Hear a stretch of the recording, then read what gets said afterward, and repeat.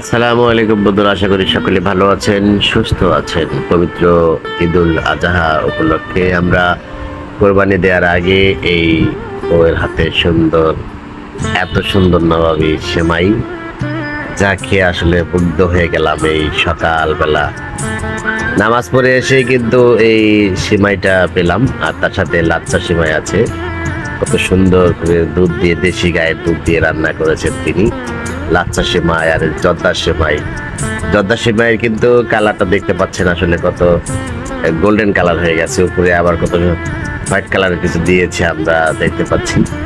অনেক ভালো একটা সেমাই রান্না করেছে, খেয়ে অনেক তৃপ্তি পেয়েছি। এরপরে আমরা যেটা না বললেই নয়, এই নবাবী সেমাই যেটাকে বলা হয়, আমার জীবনের এই প্রথম আমি নবাবের সিমাই খেলাম।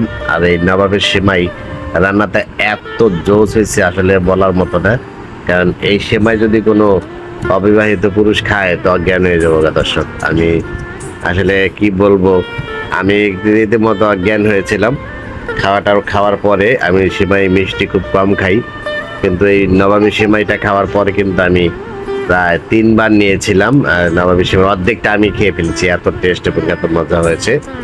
আর একটা বিষয় আপনাদেরকে বলে দিচ্ছি, সেমাই এই পবিত্র ঈদুল আজহা উপলক্ষে কিন্তু এত সুন্দর একটা সেমাই সারপ্রাইজ দেবে আমি কল্পনাও করতে পারিনি। অনেক ধন্যবাদ সহধর্মিনীকে, এবং তার সাথে আরো ধন্যবাদ জানাই যে এত সুস্বাদু সেমাই যে উনি খাইয়েছেন, ভবিষ্যতে যেন আরো খাওয়াইতে পারে, এই জন্য তার জন্য দোয়া শুভকামনা রইল।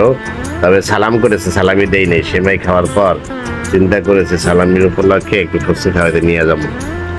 এটা কিন্তু জানে না, এটা গোপনে করলাম দর্শক।